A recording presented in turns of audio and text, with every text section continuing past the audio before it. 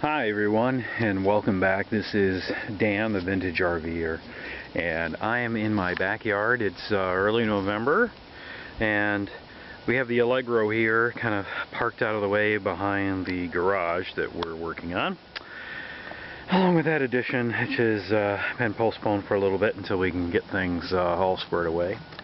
But I wanted to go through a few things a lot of vintage RVers go through, and that is, the basic maintenance, upkeep, everything else.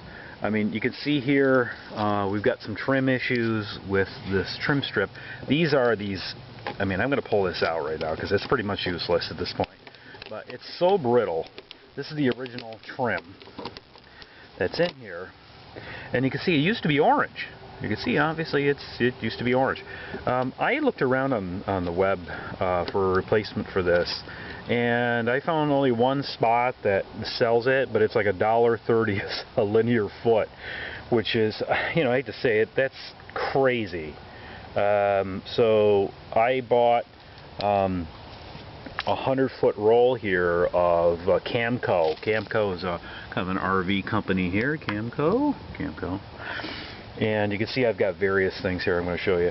But this is the vinyl strip. This is the typical vinyl strip you get. It's like a W. And you can see here, this is what it turns into after it's been in the UV ultraviolet light for so many years. It goes pretty bad. So what I'm going to be showing in a separate video is I'm going to show you how to strip this off. You can just strip it off. You can put white on. This is a white trim strip I'm starting with. But I can show you how to get this installed and do it in a way that it's not going to pop out on you when you're actually on the road, because it can be a little difficult to install, especially when it's like this and it's not been bent.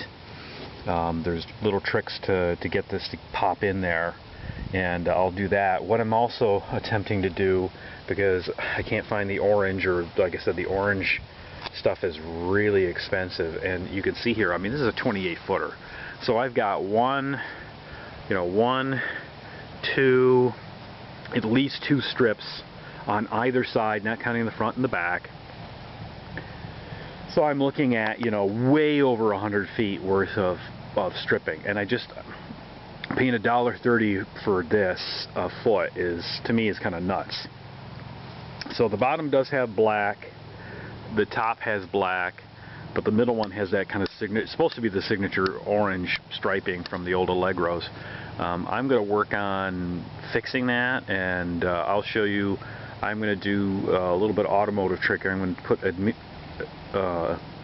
adhesion promoter. It's a spray that you can get at any car parts place, and use adhesion promoter because this is a flexible item, obviously, and then use regular spray paint, orange in fact, to paint this and get myself a nice bright orange stripe back on here, and also use a clear coat to hopefully protect the color. So anyways, small aside there, so I've got at least one roll here. This is not going to do everything, but it's a good start. The other things I have here are what we call universal installation kits for the roof, because I need 3 of these. I bought 3, they were cheap enough, like $8 for those. I've got plumbing vents, as you can see here, 2 plumbing vents, because this particular RV has 2 plumbing vents. And also, if I go inside real quick, I'm going to show you what else I ordered. And I got this from Johnson's Surplus. They are on Amazon, the Johnson Surplus.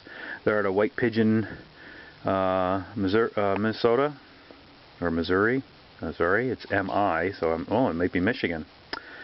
And so they're actually got a trailerrvparts.com or johnsonsurplus.com. And what I bought was, pretty inexpensively, are these domes, these venting domes that you see. It's got the ceiling piece, the screen, the crank. I mean, it comes complete.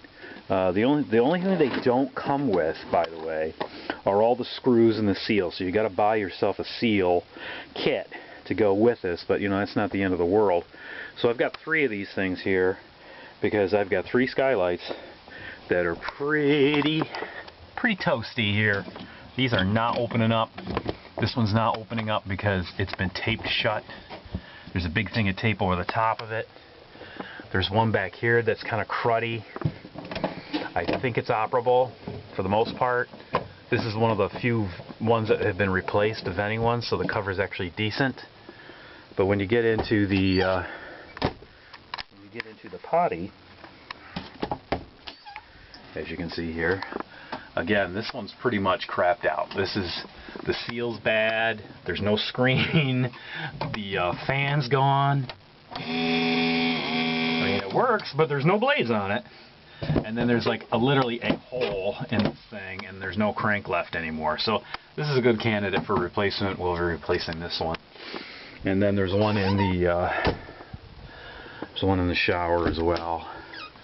That's got a lot of junk in it. So we're just gonna, you know, replace them. They're all about the same age, so might as well just swap them out for the price. You'll see here too, I've got a little issue in the corner a lot of these have. I'm suspecting that is because of the plumbing vent. Really, the plumbing vent's in bad shape, and this isn't leaking anymore, luckily, but there's been some damage there, so we're going to replace that.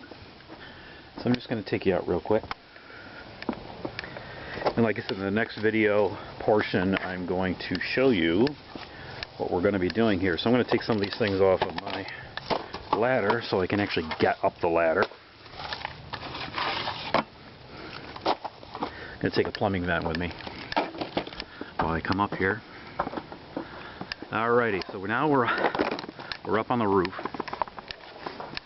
And of course the Tiffins have an all aluminum roof system. It's one sheet of aluminum over the entire motorhome, which is really cool as long as it's in good shape. We're also going to be getting into the TV aerial, which you can see over there around the AC. And we're going to be upgrading that because that's all been caulked inoperable. So we've got, you can see these domes here, various white tape all over them. The one closest to me is actually in really good shape. But where we have things that aren't working so well, look at the plumbing vent. So the caulk's going bad on it. There's a piece of plastic over the top of this thing. So we're going to replace it with this, is what we're going to do. Is do that in the next part of the video. So we're going to replace these 2, because there's another one over there if you notice. Yes, it is fall. You see there? Yeah, there's really nothing there. So water gets in there and goes right in through the ceiling, which is very helpful. So that whole cover is actually basically just gone. So we're going to fix that and get that in good working shape, and get this RV a little bit better condition. This is the Dometic fridge vent. It had duct tape and plastic wrapped around it. We're going to pull this apart, clean it, and reinstall it. Get all the seals, because as you can see here, the seals are, there's cracks in it. And then we'll clean up the aluminum and get things in good shape here, all the way around. Alrighty.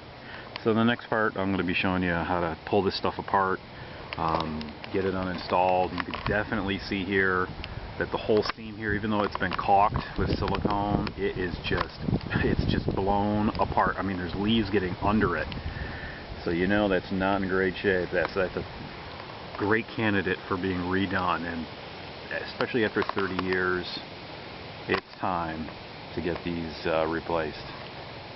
All right, we'll see you in the next part. Stay tuned.